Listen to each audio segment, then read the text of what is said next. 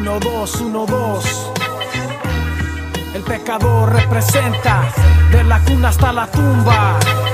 Se ha escapado el pecado del otro lado, malvado, descontrolado, me quería crucificado, cuidado, sería un milagro si me llevo. Yo, what's good? Welcome back. It's your homeboy Ace Gotti. I had to interrupt my homeboy Sinless, aka Alex Castro. We up here at Silver Star Clothing, and he was working, so we had to interrupt him real quick so we can get down this quick interview. You know, what's good with you, homie? What's up, homie? All right. It's all good. You know, just here representing the company. You know, kicking and doing this little interview. Yeah. So we up here in the spot. You know, we're in the design in the design spot in Silver Star. Let's talk about your history, your brief history. You know, how'd you start? You know, how old were you when you started drawing? Like when you wanted to take drawing as more than a hobby, making in a job. Well, actually, you know what? I used to always see my brother doing art with my brother Albert, my older brother.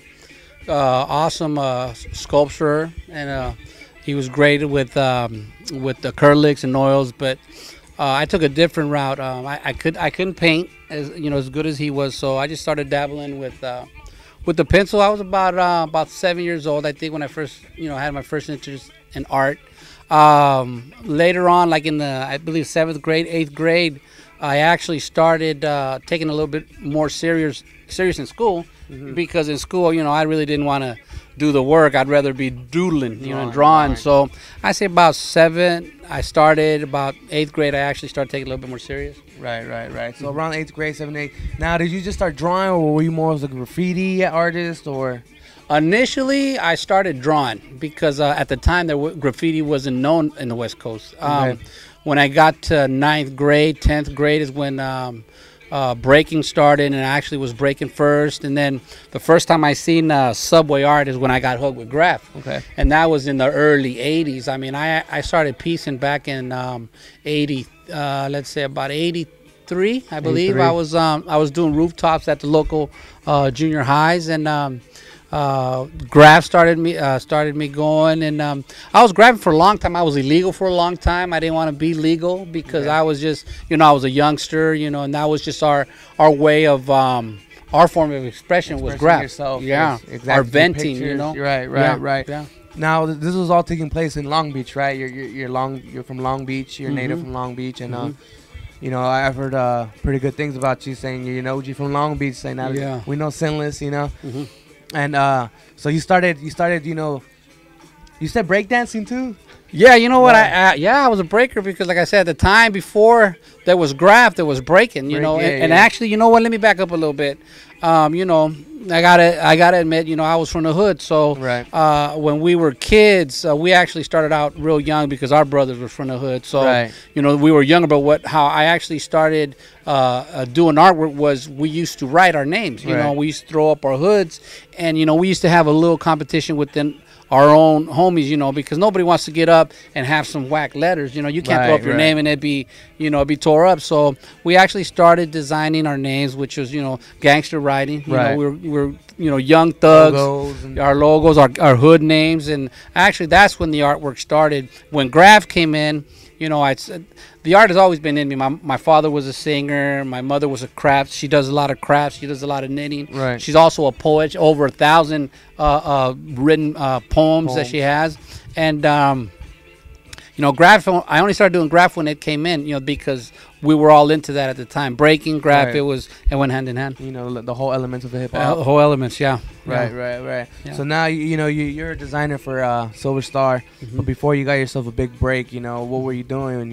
Were you just writing on the walls the whole time, or what was one of your biggest breaks have you gotten before doing what you're doing now? Well, prior to actually doing it for a living or actually being paid for it, I was like I said, I was illegal.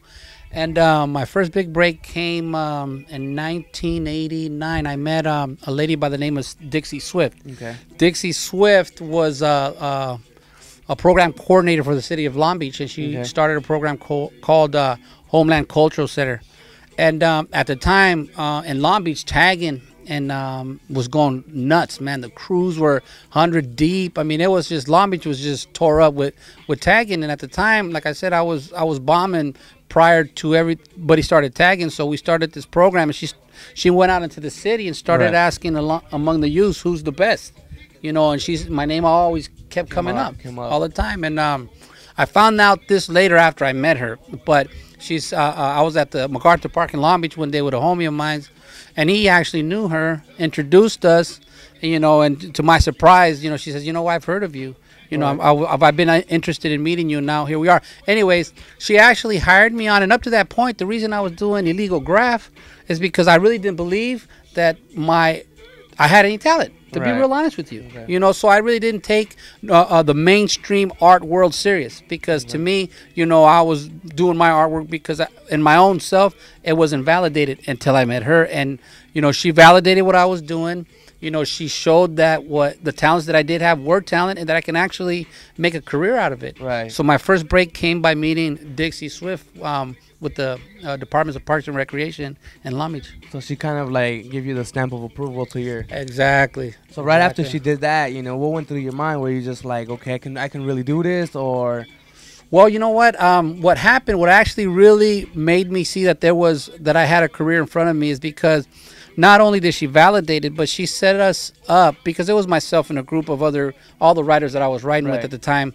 She set us up with paying jobs. You know, she got us on a payroll at the city of Long Beach, working for the cultural program, but at the same time she would funnel us in to the graphics department for the city of Long Beach to learn graphics, the mainstream graphics.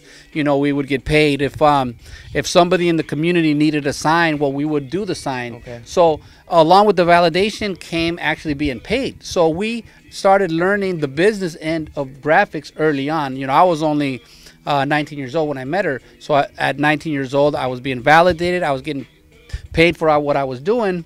So the actual pay made it more real, because, you know, there's a lot of people. I met a lot of people along the way. Hey, you know what? You got talent. I want to do this for you. You know what? I'm going to take you here and there. And they never did it, you know, and it really came down to putting your money where your mouth is. And you know what? We started getting paid. I started getting paid. And then that was the real validation that changed my whole... Serious, like everything more of a... Less joking around, more business. Exactly. More business. So you started out pretty young, you know, like a lot of artists. You know, everybody starts off young. So you were 19 when you met her, and then you got the stamp of approval. You know, by the time you were 21, what were you doing? Were you still doing the...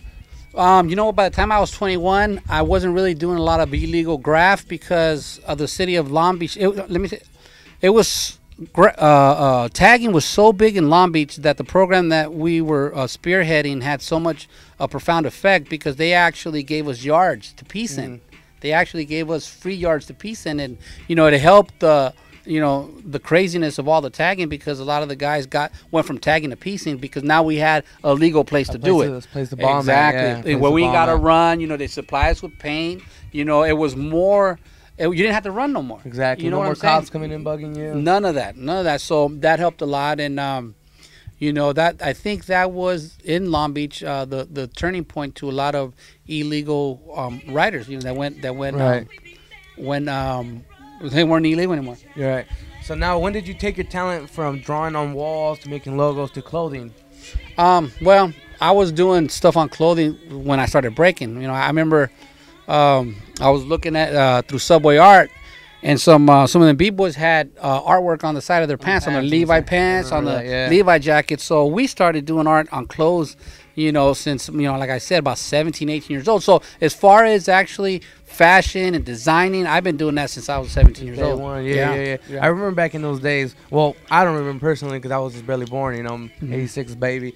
You know, but you know, you watch back movies, you see, you know, breaking and stuff. You see them all with their curl on their pants and airbrush stuff, and so you started doing that. And then what was your first, you know, official job to start designing clothing? My first official job, I don't know if you guys remember a brand called Player 69. Player 69. I started that with a group of Koreans in Compton. Oh wow. Yeah, they had the name registered, and but they didn't have no artwork, and I came on board. Matter of fact, I was trying to sell my designs. I was trying to start my own line. And I went to Compton Swap Meet to try to test the market.